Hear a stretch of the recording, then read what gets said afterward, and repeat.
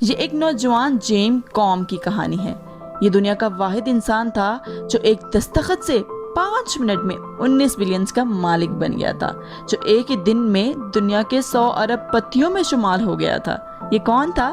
ابھی اس کے بارے میں آپ کو بتاؤں گی، لیکن اس سے پہلے میرا چینل سبسکرائب کر دیجیے گا اور ساتھ ہی لگی بیل آئیکن کو بھی پریس کر دیجیے گا تاکہ کوئی بھی نوٹیفیکیشن آپ مس نہ کر سکیں۔ شکریہ۔ فیس بک نے جب 2014 میں جیم سے واٹس ایپ خریدنے کا معاہدہ کیا تو جیم نے ایک عجیب سی شرط رکھ دی۔ اس نے کہا کہ وہ امریکہ کے ایک فلاحی ادارے میں بیٹھ کر دستخط کرے گا۔ فیس بک نے انکار کر دیا، لیکن جیم بھی 1 انچ اپنی شرط سے پیچھے نہ ہٹا۔ یہ اس کی پہلی اور آخری خواہش تھی۔ ایگریمنٹ بڑا تھا، فیس بک نے یہ موقع ہاتھ سے نہ جانے دیا، لہٰذا فیس بک کو اس کی بات ماننی پڑ گئی۔ خیر، وہ دن آ ہی گیا جب جیمز فلاحی ادارے میں سر جھکا کر آخری کرسی پر بیٹھا ہوا تھا۔ فیس بک کے لوگ آئے اور انہوں نے کہا، سر وی آر ہیئر۔ اس نے ٹیشو پیپر پکڑا، اپنے آنکھوں سے آنسو صاف کیے، پین نکالا، ہاتھ آگے بڑھ، اس نے صرف ایک دستخط کیا۔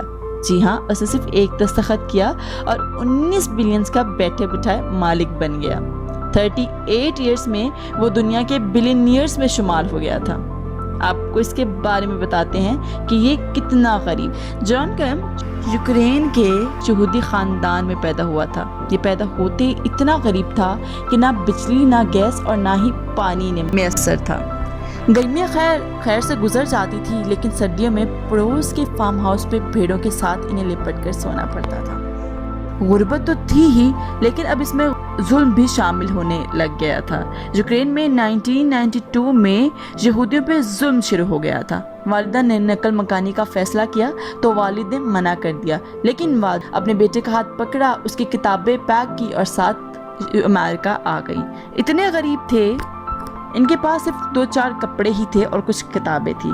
امریکہ میں فوڈ سٹمپ کے نام سے ایک فلاحی سلسلہ کام کرتا ہے جو گورنمنٹ کی طرف سے لوگوں کے لیے خیرات ہوتی ہے۔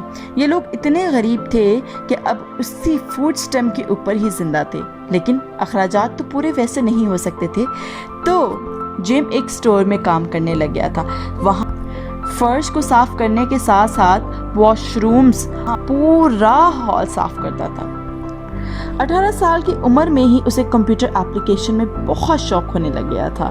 یہ شوق اسے آگے تک لے گیا۔ اس نے یاہو میں پھر کام کرنا شروع کر دیا۔ 2004 میں جب فیس بک آہستہ آہستہ عروج پر آنے لگ گئی اور جب 2007 میں بہت زیادہ مقبول ہو گئی، مطلب کہ دنیا کی سب سے بڑی ویب سائٹ بن گئی، تو فیس بک میں اس نے اپلائی کرنے کا سوچا۔ یہ فیس بک کے آفس گیا، اس نے وہاں پہ انٹرویو دیا، لیکن فیس بک والوں نے ریجیکٹ کر دیا یہ کہہ کر کہ تم میں ہمیں پوٹینشیل نظر نہیں آتا ہے۔ پھر اسے مزید 2 سال یاہو میں کام کرنے کا موقع اور مل گیا۔ اب اس کی غربت کا اندازہ آپ یہیں سے لگا سکتے ہیں کہ اسے آئی فون خریدنے کا بہت شوق تھا۔ اس نے آئی فون خریدنے کے لیے کئی ماہ تک اپنے لنچ کے پیسے جمع کیے اور ایٹ لاسٹ آئی فون خرید ہی لیا۔ اس نے آئی فون خریدا اور ساتھ استعمال کرنا شروع کر دیا تو اس سے کچھ کمی سی محسوس ہوئی۔ اس نے کہا کوئی ایسی ایپلیکیشن ہونی چاہیے جس سے ہم دنیا کے کسی کونے میں بھی بیٹھ کے لوگوں کو pictures, videos, documents, file send کر سکیں۔ اسے یہ آئیڈیا جب آیا تو اس نے فوراً ہی آئیڈیا اپنے دوست بین ایکٹن سے شیئر کیا۔ بین ایکٹن کو بھی یہ آئیڈیا بہت مقبول لگا۔ اس نے کہا ٹھیک ہے، ہم اس کے اوپر کام ضرور کریں گے۔ ان دونوں نے ہی 2 سال بہت لگاتار محنت کی اور ایٹ لاسٹ میجیکل ایپلیکیشن بنا ہی دی۔ یہ ایپلیکیشن فیب 2009 میں لانچ ہوئی۔ جی ہاں، یہ واٹس ایپ کہلاتی ہے۔ دنیا کے 2 ارب لوگ اسے استعمال کرتے ہیں۔ یہ دنیا کی فاسٹ اور محفوظ ترین ایپ ہے جو کہ ڈائریکٹلی انسٹال کی جا سکتی ہے اور دنیا کے کسی شہر، کسی ملک میں بھی بیٹھ کے آپ کسی بھی دوسرے کونے کے بندے سے بھی کانٹیکٹ کر سکتے ہیں، اسے ڈاکیومنٹ، فائل بھی سینڈ کر سکتے ہیں بنا فون، بنا سم چینج کیے ہوئے۔